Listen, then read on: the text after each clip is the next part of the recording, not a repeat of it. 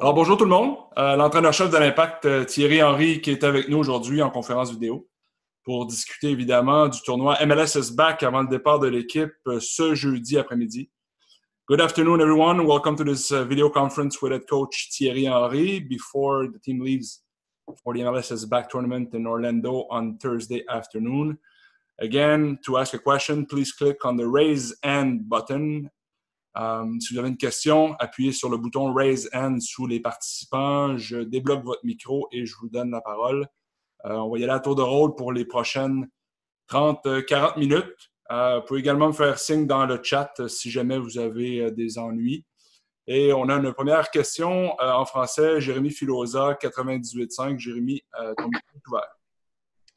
Bonjour Thierry, merci de nous donner quelques minutes aujourd'hui. C'est très apprécié. Merci.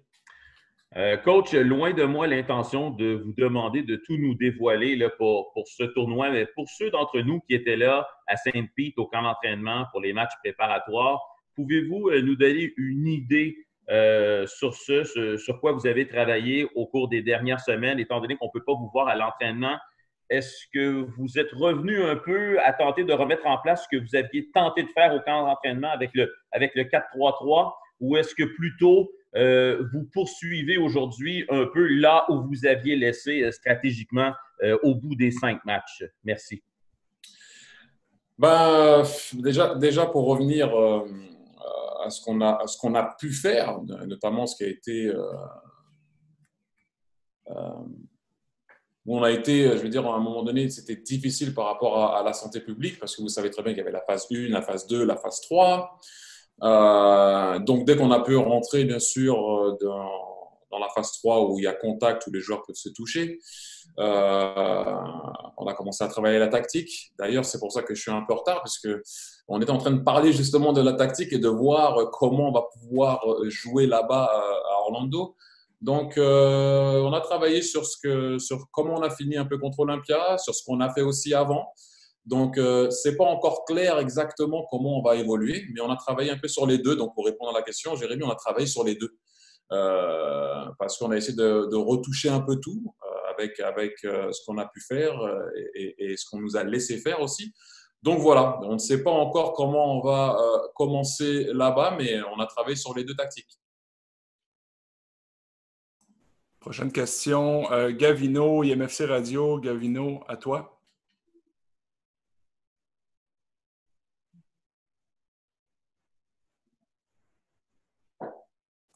Gavino, j'ai débloqué ton micro. À toi. Ah, oui, parfait. Merci Thierry de prendre le temps. Écoute, Thierry, Oui. c'est sûr qu'avec une équipe en santé, il y a 25 joueurs qui vont vouloir avoir des minutes et tout ça. Et on sait qu'il y a beaucoup de profondeur cette saison chez l'Impact de Montréal, que ce soit les attaquants, les milieux de terrain et la défensive. Comment vous voyez ça, la façon de gérer les effectifs, là, parce que tout le monde va vouloir jouer dans ce tournoi-là? Je pense que j'espère que c'est en tout cas ce que les joueurs veulent à chaque fois, que ce soit le tournoi ou pas le tournoi, tu as toujours envie de jouer, quel que soit le poste ou la situation. C'est sûr que si tu vas là-bas et on va bien sûr aller là-bas, je pense que les joueurs ont envie de jouer. Maintenant, il n'y a que 11 places sur le terrain, il va y avoir énormément de changements, il va faire chaud, il y aura l'humidité. Peut-être que l'équipe qui va commencer le deuxième match ne sera pas la même que la première ou voire la troisième. Donc, il y a des joueurs qui seront amenés à jouer peut-être les 3 matchs, d'autres non, d'autres vont commencer le premier, pas le deuxième ou pas le troisième, peu importe, en espérant qu'on aille bien sûr jusqu'au bout, donc il y aura encore plus de matchs. Mais la situation va faire qu'il va y avoir pas mal de changements ou de roulements parce qu'il va faire extrêmement chaud et l'humidité, vous savez très bien, commencer là-bas en Floride, donc ça va pas être évident, mais j'espère que c'est pas seulement pour le tournoi que les joueurs ont tous envie de jouer.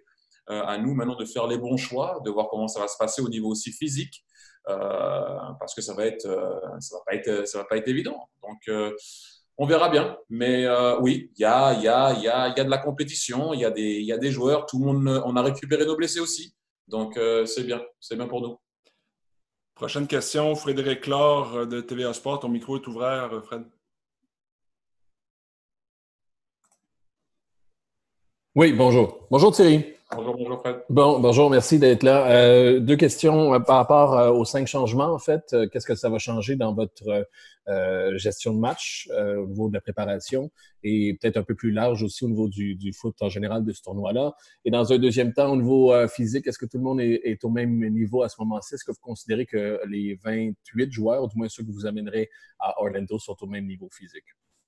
Oui, on a eu 2-3 pépins au niveau physique, mais plus ou moins le groupe est bien. Après, au niveau des 5 changements, c'est vrai que par exemple, je pense que tu dois te rappeler quand on a joué à Saprissa, quand on a joué en pré-saison ou au début de l'année, on a perdu pas mal de joueurs durant le match, ce qui des fois m'a empêché de faire des changements en fin de match. Donc là, c'est bien d'en avoir 5.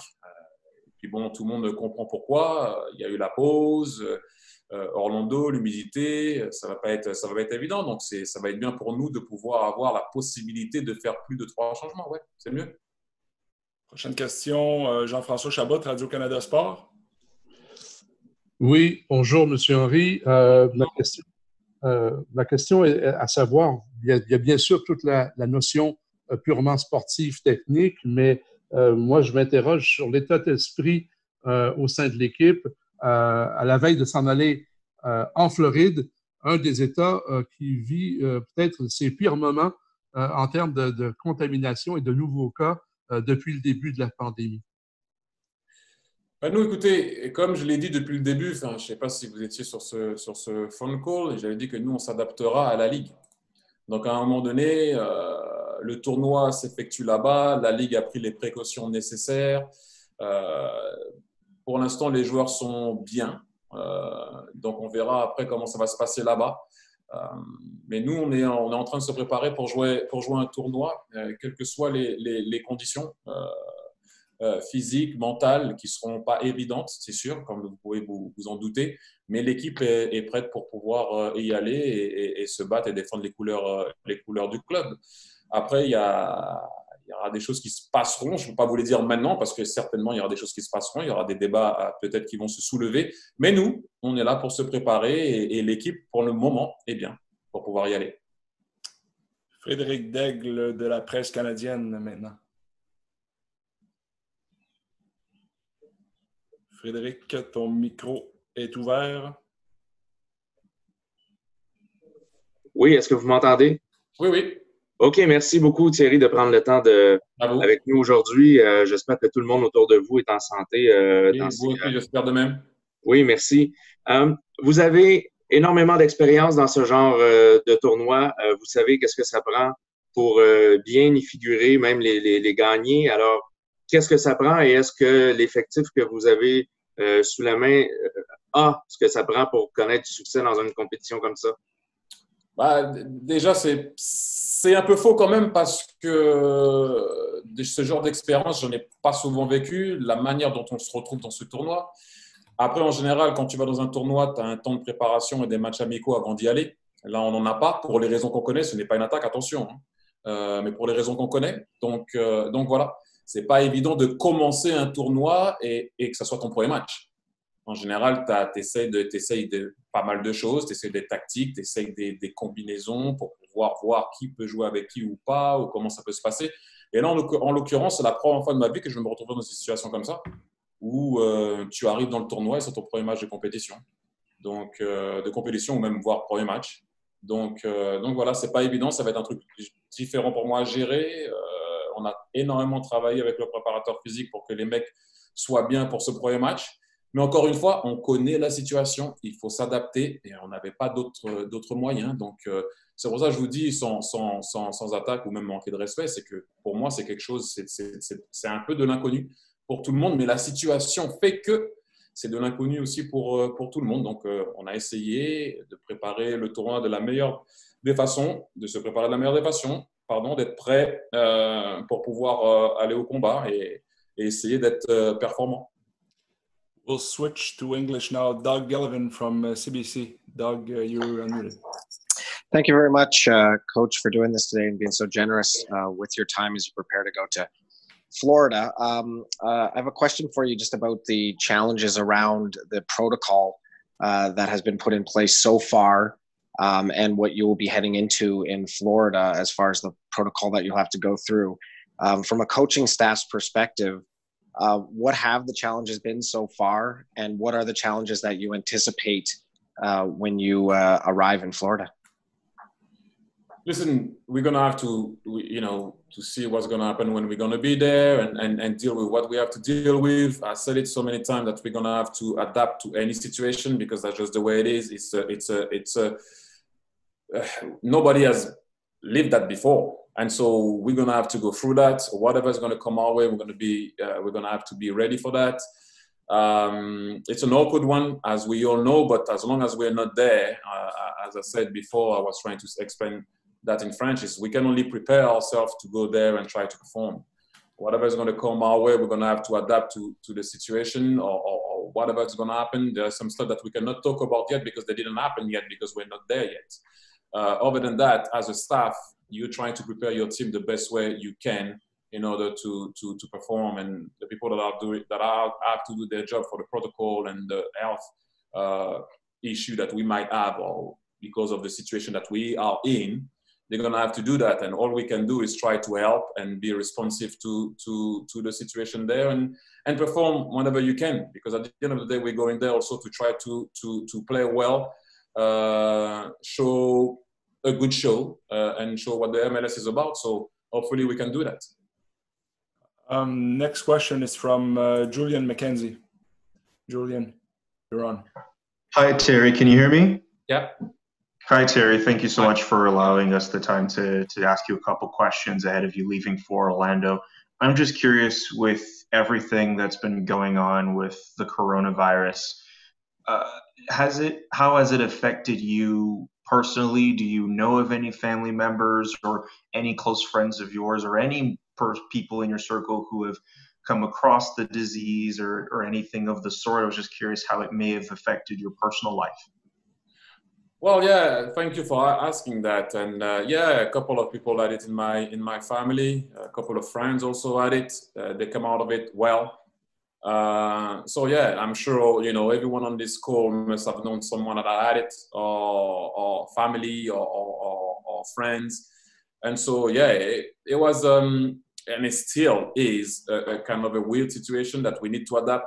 It will never be the same after COVID-19, so as long as the vaccine is not there, and we're going to have to respect distances and wear the mask, being on the field with a mask and try to deliver a session, it's not the easiest thing, but you have to adapt. You have to understand that you have to wear it. But to answer to your question again, and thanks again to ask that question. Yeah, a couple of my family members had it, like I said, friends, and you start to realize. I think, like I said earlier on the call, I don't know if you were on it, like COVID-19 brought us back to being human and being together and help each other. And I hope it wasn't only because of the pandemic that we can carry on doing the same thing, hopefully. Michael McNichol from AFTN, your mic is now open. Hi, Thierry. Thanks for doing this. I wanted to ask you, again, a kind of personal question for yourself. You're new to the city, you're new to the club, but you had a couple of games under your belt as a coach at the Impact. How challenging have you found the last couple of months as a head coach during this? And what's kind of been the greatest challenges that you faced during this time? Well, in all fairness, yeah, it has been challenging, but it has been challenging for everybody in this world. What was challenging is we felt that we were going places because we were carrying momentum. Although I know we lost against Olympia, but I don't think we did deserve to lose, and we had an amazing second half where we could have reversed the tie, but we didn't. And then you have to stop. So you have to restart again. Having said that, because we stopped also, we got our injured players back. That was very challenging, in all fairness, to be able to try to put something into the brain of the players, that they can understand what you want and how we train. And physically, they were to a certain level where they could repeat sprints, and that's how we want to play. Then suddenly you have to stop and start again. It's not always easy to do that, and that was, in all fairness, as a coach and as the staff, also pretty challenging. Tom from MLSsoccer.com. Hey, Thierry, thanks for doing this. Football as well. I just wanted to kind of get your thoughts on, I know it's been a while, but the draw, and are you excited about the fact of drawing Toronto FC, and what are your thoughts heading into your first taste of the Canadian Classique as a Montreal Impact manager? Well, we all know how special the game is for the blue side of this country. It will be my first. And so, you know, I can understand the rivalry. I saw it from afar, having Patrice Bernier and a couple of people that have been fans of this club for a very long time. They're telling me how much they care about it. The fans already told me how much they care about it. I'm sure it's the same on the right side, obviously, of Canada and Ontario. But listen, it is what it is. It's not only going to be Toronto in this group. We played already against New England. We're going to have to play DC. So, yeah, it is what it is. That's how it's going to be. But you know, I know it is a special game. And I'm not going to pretend that I know all about it, because I don't. I just arrived and I know I'm going to feel it. We want our fans, and fans usually bring a special addition into the game normally. But we're going to have to deal with what we have to deal, as you know the situation. But yes, it is an important game, and trust me, everybody is letting me know how special it is. Tristan Amour, ta question est en français, or you want to ask in English? I'd love to ask it in English. Okay. Thank you so much for taking the time. I want to know, competitive players, of course, at this level, you want to win every single game. But I was wondering, with MLS adding that Champions League qualification if you win the tournament, just want to know your thoughts on that instead of just having the games just count for the regular season. Well, listen, it is what it is. You know how obviously you know the rules, because you just told us. But for us, is when you have a game in front of you, you're trying to be the best team that you can, put the best team that you can out there, also in function of what's going to happen for us in the next week. And after the first game and the second game and the third one, if you go through, you're going to have to readjust and see how the guys are coping with it, physically and mentally. That's very important as a coach. But yeah, as you said it yourself. You try to play a game one by one and try to win them all. That's always going to be the goal, and that's going to be the goal for all the teams that are going there. That's how we're going to prepare to try to win the games that we have right in front of us. But, you know, it's going to only be one winner, as we all know. So let's see who it's going to be. And we're going to try to play hard as we can. Like always, since I've arrived here, I've been asking my team to always fight. And then the result will take care of itself, but you have to fight up until the end. Alors, on revient en français. Jean-François Dos Santos, ton micro est ouvert maintenant. Bonjour, M. Henry. Merci de prendre le temps de répondre à nos questions. Ma question est la suivante. Le fait d'avoir été aussi loin du terrain pendant aussi longtemps pour les joueurs, non seulement physiquement, mais aussi au niveau du système. On sait que, tu sais, à Orlando, pas Orlando, mais à Tampa Bay, certains joueurs semblaient avoir de la difficulté avec le système. Le fait d'avoir été longtemps loin, les vieilles habitudes peuvent rembarquer. Est-ce que c'est quelque chose qui vous fait peur? Non, mais là, vous êtes un peu égaré sur la question, parce que oui, à Orlando, mais le système a changé quand on est arrivé. Oui, non, je sais, mais les joueurs semblaient avoir de la misère à s'adapter. Le fait d'avoir été loin du terrain pendant aussi longtemps, est-ce que vous pensez que les vieilles habitudes vont embarquer et ils vont avoir de la misère à s'adapter au système que vous allez mettre en place? Oui, mais c'est ce que j'étais en train de vous dire. Si vous parlez de comment on jouait à Tampa Bay, on jouait à 4 derrière. Donc, on est passé à 5, ils étaient bien. Donc, il n'y a pas eu de problème. Donc, ils savent très bien ce qu'ils ont à faire. Après, est-ce qu'on va jouer à 4, est-ce qu'on va jouer à 5? Ça, c'est différent. Et puis, on verra bien, parce qu'il n'y a pas de match amicaux pour pouvoir voir l'évolution des choses de par ce qu'on sait. Bien sûr, c'est difficile à le faire. Mais donc, voilà. Non, moi, personnellement, aucun problème avec ça. C'est juste où ça devient difficile quand tu t'arrêtes, c'est sur le plan physique. Beaucoup plus, surtout dans la manière dont on aimerait évoluer, tout simplement. Mais pour revenir à ce que vous avez dit, c'est vrai, oui, à Tampa, oui, il y avait certaines choses qui ne collaient pas. C'est pour ça qu'on a changé la tactique pour le début de la saison quand on est parti jouer contre Saprissa. Jérémy, tu as une deuxième question pour Thierry? Oui, juste pour clarifier avant de poser ma question, donc il n'y aura pas de match amical d'organiser avec aucune équipe là-bas, il n'y aura pas un petit pick-up ou quelque chose du tout, c'est ça? Non. OK. Non. OK. Alors, je voulais vous parler un petit peu de Victor Wanyama, qu'on a vu très peu, malheureusement, au tout début. Il a eu très peu de temps pour s'adapter, il n'a joué qu'un match. Est-ce que vous avez vu une évolution en lui dans les dernières semaines? Qu'est-ce que vous pouvez nous dire à propos de cela? Merci. Mais ce qui est vraiment difficile, c'est que les évolutions, tu les vois dans les matchs. C'est évaluer un joueur à l'entraînement, oui, tu peux le faire physiquement, oui, tu peux le faire sur pas mal de choses, mais un match te donne beaucoup plus de vérité qu'un entraînement.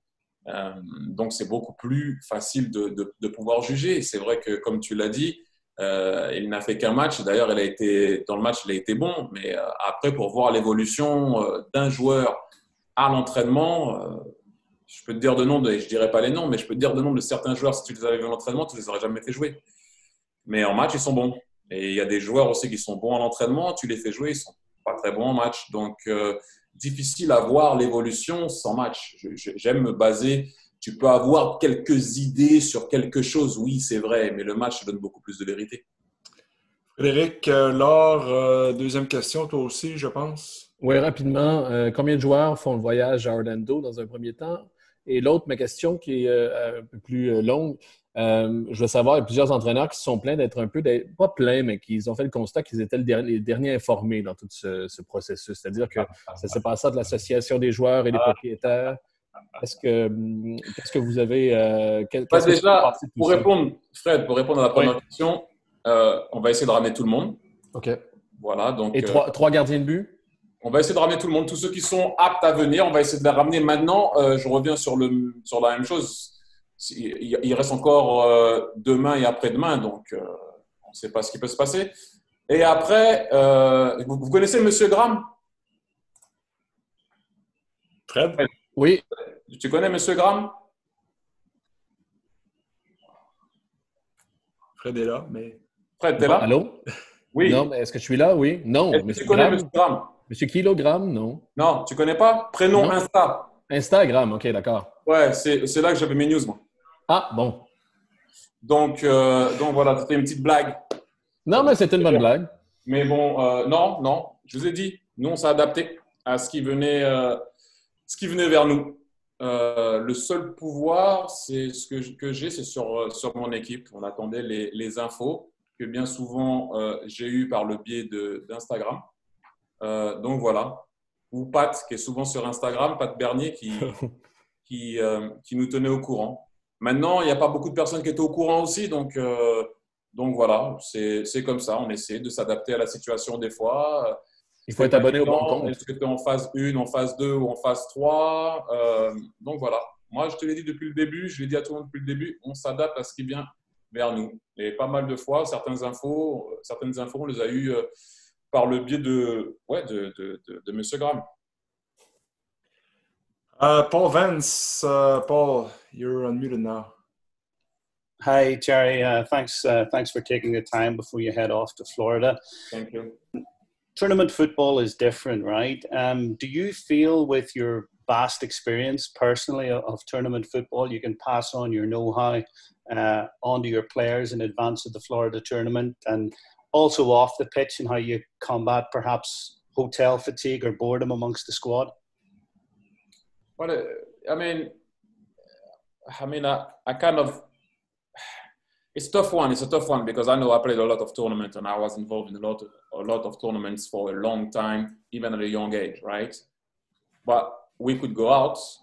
You could have a day off. You could go into towns. You could see people. You could have your family. So you can't compare that to where we're gonna go. And understand me well. I'm not complaining. I'm just saying the situation is different because of COVID-19, right? We all know that we cannot do that. And so it's difficult to compare. It's uncomparable for me.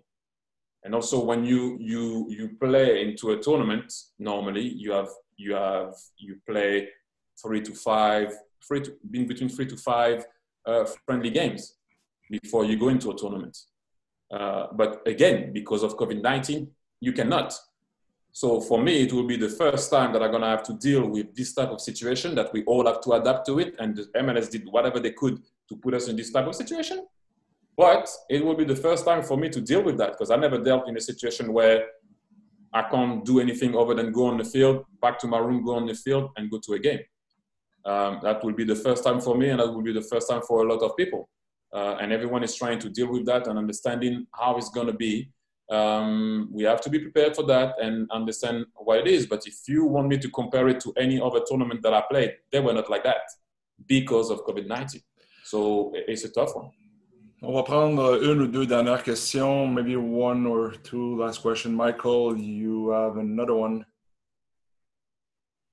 Yeah, I just wanted to ask you, Thierry, watching a lot of the English games since it's come back, a lot of the players have been going down with injuries, especially hamstring injuries.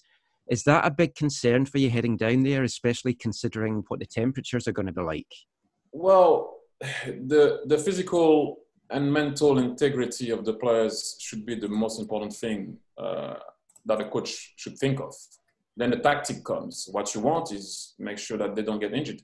But once again, because of the situation, you're going to have to adapt to that. And as you mentioned, I watched the German league, I watched the Premier League, you watch any league, guys are getting injured because it's tough to prepare, stop, re-prepare, and play.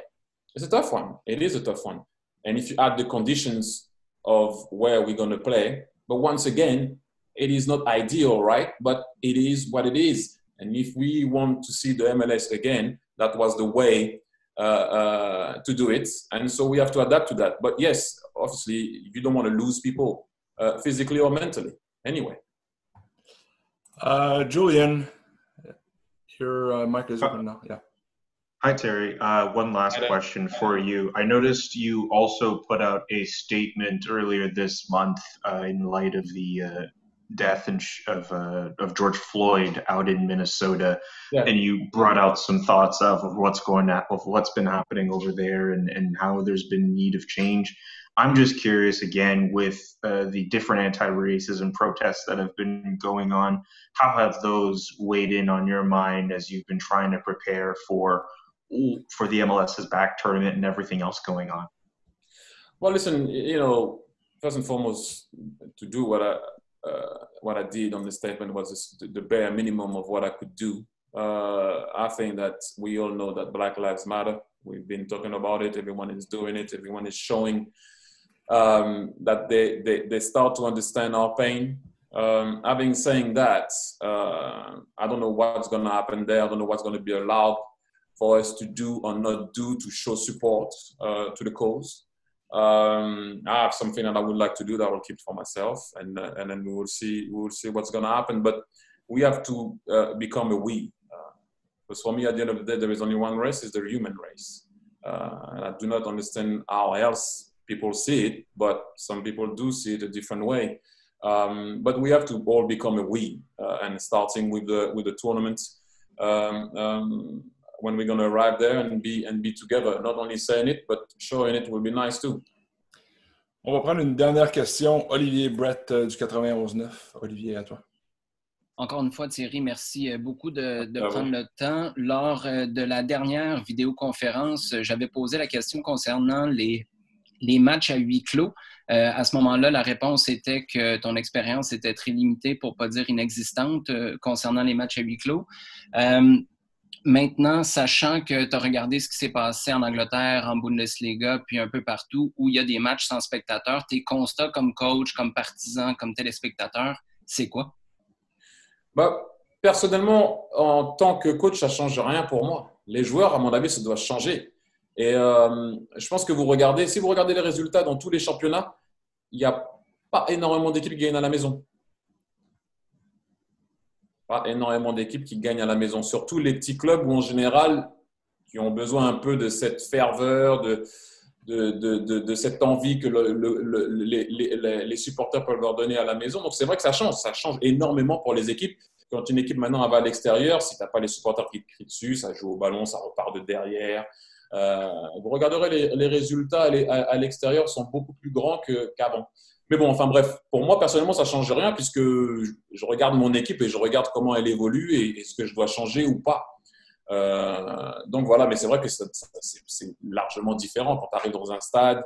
Pour un joueur, ça crie, il y a ta famille et tout ce qui s'ensuit. Donc, à mon avis, ça va être vraiment, vraiment différent. Mais bon, en tant que coach, tu dois t'adapter à toute situation et en tant que joueur aussi. Alors voilà, c'est ce qui complète notre conférence vidéo cet après-midi. Thierry Henry, merci beaucoup d'avoir pris le temps aujourd'hui. Merci. Thank you, guys. Merci tout le monde d'avoir été là. Be safe. Bon tournoi Orlando. Merci. Be safe, guys. Be safe.